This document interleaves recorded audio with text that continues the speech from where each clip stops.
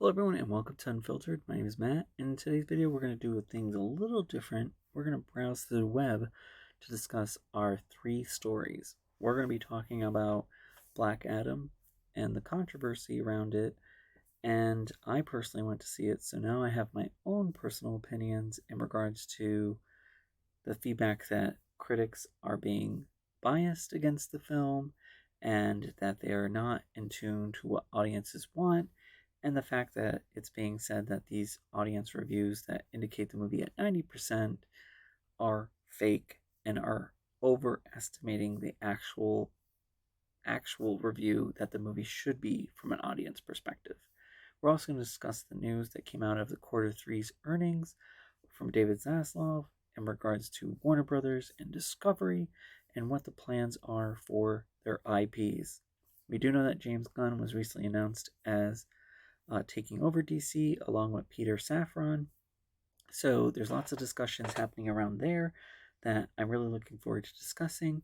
And then lastly, we're just going to talk about Twitter and the announcement that they will be laying off individuals and that there'll be a call to come back into the office. So let's start with Black Adam first. As you can see here, we're going to talk about the reviews, but first I just want to go and advise that I actually went to go see the movie yesterday. I'm always late to the party, really not into crowds right now in theaters, being such a close place, and I actually really did enjoy this movie. Is it perfect? No. So the 90%, I do agree. I'll probably give it an 8.5 out of 10, but if I had to give a number, sure, I would round to a 9 out of 10. Because, to be honest, this movie is different than what I have seen previously out of DC. Meaning that it kind of addresses lots of the negative reviews that I've seen through, Wonder Woman and some of the other action sequences and the CGI and the story. Now there is some problems a little bit with the story, and I thought we'd start with just what's not so great about the movie. Why? Because I think everyone always thinks that coming out of a DC movie, that there's always something negative to talk about. And I just want to get that out of the way because I did enjoy this movie, and I feel there's lots of positive to actually focus on here. Now, when this movie first was being developed with Rock, a lot of people were really concerned because The Rock was not really known for maybe being involved or knowledgeable with the comics. We do know that he did put a lot of work into this, so I do gotta respect him for that. And I know that the character doesn't look exactly like the comics, but I really did enjoy it. And from audience perspective, if somebody's not familiar with the comics, I'm not sure if they really would know or care. There is some backstory developed here that does make sense to kind of explain the character for the cinematic version of why they are the way that they are. So, as I indicated, we're going to talk about the not so great first. And I think the first thing that in the movie you get introduced to the JSA, who Black Adam goes against for part of the movie. And I do see and acknowledge some of the concerns that have been expressed about really not getting to know the JSA that much and feeling like you want more. I think that I definitely did want to get more character development with the JSA for lots of individuals, and I know a little bit of the comics, and especially watching the cartoons, Justice League Unlimited and all these other ones, that at least I had some knowledge going into here where I was excited to see the characters, not just because aesthetically the visuals are appealing, but I was thinking from an audience perspective, just being introduced to them, it feels like you're just slapping things on here as far as the characters. Like, a lot of people are going to look at Dr. Fate and go, oh, that's Doctor Strange ripoff. And really, Dr. Fate aesthetically, as far as the color scheme and everything, is completely, is different in that aspect. Yes, there's similarities we can make between the powers, but I have to say that Pierce Brosnan did an excellent job of embodying the character, and I just wish, unfortunately, some of the not so good is that they didn't kill him off during this movie. So, because I'm like, oh wow, he was really great, and I wish I would have actually seen a movie with him. hopefully it's not the end for him. I mean, I'm not sure how they can kind of change that, because then it just seems like kind of a cheap trick. But hopefully, I'm hoping that the Flash will give an opportunity to kind of reset things and kind of fix the grievances where people can go, oh, it's part of the universe, but we can move forward with little things and kind of get kind of a soft reboot. So the other thing is in regards to the villains. I know like Wonder Woman 1 had a similar complaint that unfortunately is not addressed really in this movie, is that you have this final battle that's really quick. You had no really character development with the villain, and then you fight them and defeat them. And this movie has the same thing. Throughout the movie, we're fighting the JSA, and then we're introduced to this villain towards at the end of the third act, and it's just really quick in regards to it. Now, I did like some of the visuals, I will say, in regards to the villain, when especially they go to the other side where they're being kind of birthed or brought about. There was this one female kind of demon that I thought that aesthetically was very kind of interesting. And I mean, the special effects, I know some people have indicated are questionable with the main villain, or the ending villain, shouldn't even say the main villain, but I actually really enjoyed it. I thought it was quite good. So, yes, ending with the villain makes sense. People didn't like it. I can give you that leeway there. It did seem rushed, and DC has so many great villains and have invested so much in the character development of those villains. But I do see that, yeah, it is a letdown for DC and what I expect, because they do have really great villains. I'm not saying Marvel doesn't. Historically, through the Marvel movies, I haven't really seen a development there. I plan to do another video also with very controversial opinions on Marvel and some of their most favorite characters. I'll probably do my top 5 that I do not like. I mean, it's not to be mean. I just don't care for them and appreciate that everyone else likes them. So moving on. Now, the story does make you think towards the end that it is rushing. There's a part of the movie where you go, oh, this is over? Oh, I can accept this. It was a good, fun ride. And then all of a sudden it starts back up again. So I was like, okay, well, kind of whiplash here. So between you're kind of ending the arc of the JSA, and they, their goal is being hired by Amanda Waller, which I guess they could have done a little better connection of that. Like, why is the JSA working with her? To capturing Black Adam at his own kind of will, and then locking him up, and then all of a sudden you need him again, and then he's back. So it's like, okay, really quick scene where he is locked up. Now he's back. So you kind of get that little whiplash in the story, and then it has to rush towards the end because we need to end this movie. I also, it's interesting that they kind of bring these hellhounds, or these, demons from hell to help out, and, then they all disappear. Kind of generic. You have this huge army, it's generic, and then they all go.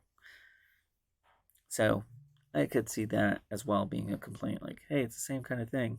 And of course, Marvel's also guilty for it as well. So the good here, special effects. I think the special effects are really good in this movie. I really did enjoy it. And one of the criticisms of the first movies, or the other movies for DC, is that all the action is always in the dark. In this one, we're actually having it in the day. Let's give credit here. They listened in regards to your feedback, and then you still give them crap. So there I was like, geez, can't catch a break at DC. You have to be like extra hard. I'm not sure if maybe, okay, Batman does set a certain level, the Joker set a certain level, and you're like, hey, this is what I want out of you guys. So, I mean, someone could say that, but I don't know. I feel like I'm starting to understand watching this movie, like why some people feel that way. So the music is good in the movie. I do like Black Adam has, and kind of the tradition that the Snyderverse created, this theme music for their characters and the main protagonists in the movies. Now, I'm not really sure, if to tell you the truth, that Shazam really has a main theme song. I can't remember one. I may be forgetting that. Now, I do like that the story also explains how Black Adam becomes the way that he is. So as far as being an anti-hero, makes sense. Yes, they did change some of the backstory that his son and his wife get killed, and in the movie, you start off thinking that the child that gets powers is Black Adam. But later, the twist is that it was his son that was killed, and I'm not sure. I didn't get this from the trailer, so for me, at least I got to enjoy that twist because other people probably watched and goes, I already knew this. I didn't. So for me, that was enjoyable to actually discover, and that's where I get to see like, oh, you know what? Sometimes the trailer does take you out of the movie um, experience of enjoying it for the first time, and this wasn't really spoiled for me. So when I discovered that the actual person who got the powers from the wizard was his son, and then his son decides to pass it on to his father, played by The Rock, and then gets killed, that kind of makes sense. Why he would be so upset, and that they didn't choose him, the wizards, and they try to take the power back, but they are unsuccessful and they decide to lock him up. So in this prison. So him coming back, it makes sense that he's seen as an anti-hero because the rage of the injustice that happened and how he lost his family, it really makes sense. So I was like, okay, that really makes sense in regards to there. Now, while I was watching the movie, there's just a few points I want to finally make. I thought the kid in the movie was kind of annoying. Some of the choices, like he was making, like running towards kind of danger, which could potentially kill him. He feels like he's immune, but of course, then I guess when you're around constant violence and everything, and these other people taking over you kind of have to develop a thick skin. So, okay, that makes sense a little bit. I'm making it up probably. So, the brutality in the movie, yeah, a lot of people die, and kind of goes well with kind of illustrating the difference between Black Adam and the JSA. Also, like some of the messaging here that the people of this city are kind of siding with Black Adam because the JSA is coming there and they're saying they're there to help, but they've only come to really get Black Adam, and he's the one who's actually helping them by getting rid of these people. Yes, he's killing them, and the JSA doesn't believe in violence. I mean, or killing people, I should say. They do have violence, but why am I? They're going to side with you, with the JSA, when Black Adam's the one actually they're witnessing that help people. So I thought it was interesting. Also, like they save these bad guys, and then right in front of them, Black Adam kills them, and then the crowd cheers and goes, "Yay! We love you! Kill more people, except don't kill us." I mean, during the movie, because like Black Adam has this kind of he's been killing everybody, and I'm like, okay, when is he just going to turn on anybody and just kill them? So I know that the mother and child in the movie, trust Black Adam and what they're saying that he's doing, and they believe he has a good side. But any moment, they could become annoying. The kid could just say something wrong about Adam, and he'll just execute him and kill him. So I was like, oh, I feel this kind of instability that the JSA is feeling here in regards, can we trust Black Adam, towards the end of the movie? And I think they're justified in some of those areas. I mean, JSA with the newest member, Adam Smasher, he's a little clumsy, but it is interesting in regards to that dynamic between the two. I do think there's a lot packed in here, but all in all, it made me kind of want more to learn about the JSA, and I didn't find that negative. So I agree with the 9 out of 10 here, and I agree that there is kind of a little more negativity thrown at this movie than there should be, in my opinion. And then that leads me, so, moving on from Black Adam, which I recommend you watch, leads me to discussion from DC in regards to Warner Brothers Discovery chief David Zaslav and his comments that he believes that the real focus of DC as far as earnings should be in their franchises like Superman and Harry Potter. And mainly he referenced DC and Harry Potter. Now, what's interesting here, he talks about the history. He goes, hey, we haven't had a Superman movie, so he does directly call it out in the earnings call. We haven't had a Superman movies in 13 years. I can't believe it's been 13 years. That's crazy. My nephew, and he's younger than 13, and I feel like I didn't even know the Superman movie is older than him. And then the Harry Potter movie, we haven't had one in 15 years, and they're not counting the Fantastic Beasts as being, a Harry Potter movie. And those, unfortunately, feeling fully transparent, haven't done too well. So he's indicated that DC movies and Harry Potter has provided lots of profit for Warner Brothers and within the last 25 years. And recently, Henry Cavill announced that he was reprising his role in Man of Steel after making a cameo in Black Adam. However, there's been no official deal announced. So hopefully, I think that really needs to happen, in my opinion. I know a lot of people say that Grace Randolph, controversy, like her comments are controversial in the sense of where she stands in regards to Henry Cavill and DC. But one thing I do agree with her is we do need to make an announcement soon, because I think as DC fans, we've kind of been led down kind of a path that's been fruitless for a very long time, and we've constantly been disappointed. And it would be nice to actually see things change. I know a lot of people are loyal to the Snyderverse, but I think that we've seen through the theatrical releases and also Batman vs. Superman that hasn't been received well, regardless how I feel or any other fan may feel about it. It has not been received well. Each movie that comes out does not do as well as, let's say, Marvel, or as one would expect. So I imagine that David would like to see that change. Now, he indicates that, House of Dragon is a big example that Game of Thrones is taking, and also taking advantage of Sex and the City and Lord of the Rings.